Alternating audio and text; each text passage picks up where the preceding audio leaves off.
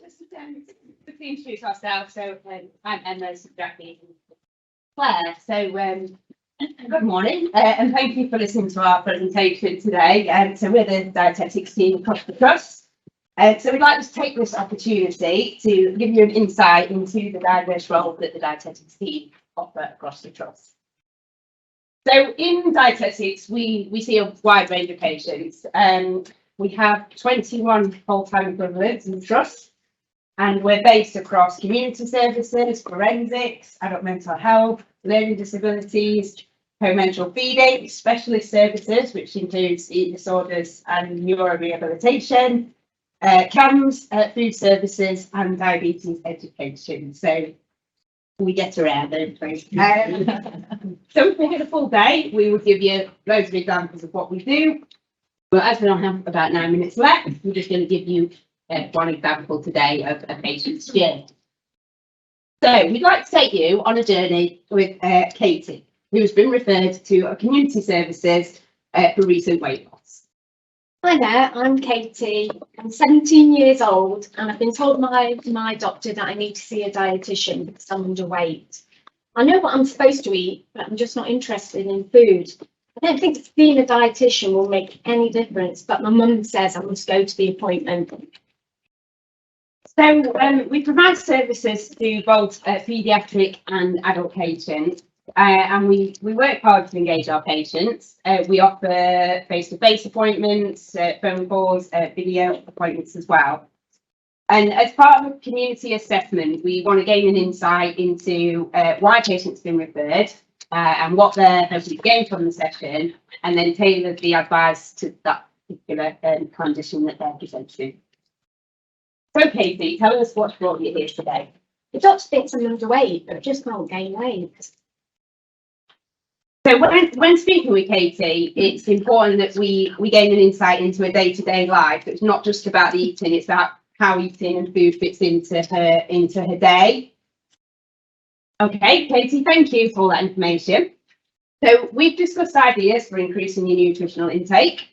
So we're looking at food fortification, supplements, snack options, and ultimately establishing more routine to your eating.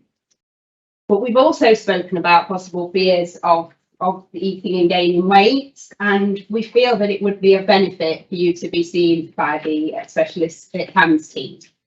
I'm going to pass you over to Claire, who we'd refer to see Katie. Okay. So hi, I'm Claire. I work within the CAMS eating disorders team. I'm going to carry on Katie's journey, but bear with me. I'm going to be the dietitian and I'm going to be Katie. All right. You probably realise that I'm never going to be a drama therapist from this, although I do have potential for art therapy. So Katie was referred to the CAMS eating disorders team, and what I'm going to tell you about is a bit about what we do and who we work with, but also when I'm Katie, the things that I've been saying are from feedback from different patients, and we've also got a stand over there with some of the feedback, and you'll see some of the feedback. So Katie goes along to the CAMS eating disorders team for an assessment after being referred from my colleagues in community dietetics. So the assessment is carried out by a clinical specialist nurse and a clinical lead dietitian. So what did Katie think about that? Well, she clearly could see right through me and my eating disorder, couldn't she? She must have been doing this for ages. Not because she looks old, but she got a sense of what was going on. Unfortunately, Katie had lost quite a lot of weight in the short space of time between referral from community dietetics. And due to the nature of the eating disorder, severe malnutrition, and her real fear of gaining weight, we had to refer her for an inpatient admission at Kingsmill Hospital. Now, sometimes we use the acute hospitals, and also there's dietitians there as well. So she met the dietitian there, and we had to start an MG feed regime straight away. So the dietitian not only prescribes the feed regime, but carries on monitoring that. On top of that, as the admission carried on, Katie luckily got more physically stable, and we were able to transfer her gradually from the MG feed back to oral diet. So for Katie, this was quite tricky. This was the hardest time of my whole journey with my eating disorder treatment. I think I'd hit rock bottom, but what's really good with seeing the dietitian face to face, I began to trust her, and I managed to sort of pass over that responsibility to start with, so I could be fed by the NG tube. Slowly but surely, I got to know the dietitian better, and then I was able to get off the NG tube and gradually start to eat again. Now, the next part of the journey, back to the dietitian, I had a plan to take the scarf on and off, but then, you know, it's not all got it. The next step on the journey was the eating disorders unit. Now, we have a great eating disorders unit in CAMS, and it's called the Pegasus Ward. It's based at Hopewood, and there we have a fabulous dietitian. I'm looking to our ex-dietitian Sarah over there, and we're about to have a new dietitian start, which is fabulous because Sarah has gone onwards and upwards, which she might mention later on. So Katie wrote the assessment. This time it was the clinical lead dietitian working with the medic, because there was both nutritional issues and obviously physical issues. The great news was that due to the progress at Kingston Hospital and due to the fabulous eating disorders team in the community, it was decided that Katie didn't need to have a specialist eating disorders inpatient admission. And wherever possible, all of us, whether it's our dietitians or other allied health professionals, other health professionals, we work wherever possible to have young people in the community. Now, this is where things really started to shift for Katie. For me, the dietitian was warm. She seemed to understand what was going on for me. It felt like even in that short consultation that she was walking alongside me, not alongside the eating disorder.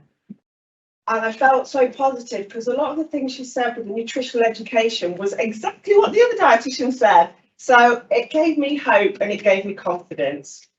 So I went back to the CAMS eating disorder team. Back to the community, back home, back being able to be with my family. This is where I met dietitian number 2 again. But things have changed. And partly because I was better than I was, but I managed to work with her, engage, and I trust her just like I'd started to trust the dietitian in Kingston Hospital. So we saw each other face to face. She was able to provide me with lots of nutritional education where I felt positive about my body, positive about my relationship with food. And how it ended was where I was able to work on what we call intuitive eating. I was eating normally again, which was great. Our final session was going out for coffee and cake. And if I'd have told you right back in that first consultation with that dietitian, I think I probably would have thrown the cake at her. But now I was able to eat that cake and really enjoy my relationship with food again. So it's amazing how all the different dietitians had different skills, but were able to take Katie on her journey through to recovery. Just the final thing that Katie said. So thank you for all your support and listening to me. This is the first time I've opened up at my exciting and even. Okay, so we hope this presentation gives you some insight into our role. As demonstrated, we also work closely with the other healthcare professionals. And today's a great opportunity to get to know more about each other and hopefully gain a greater understanding of each of our roles. Thank you for listening. Any questions?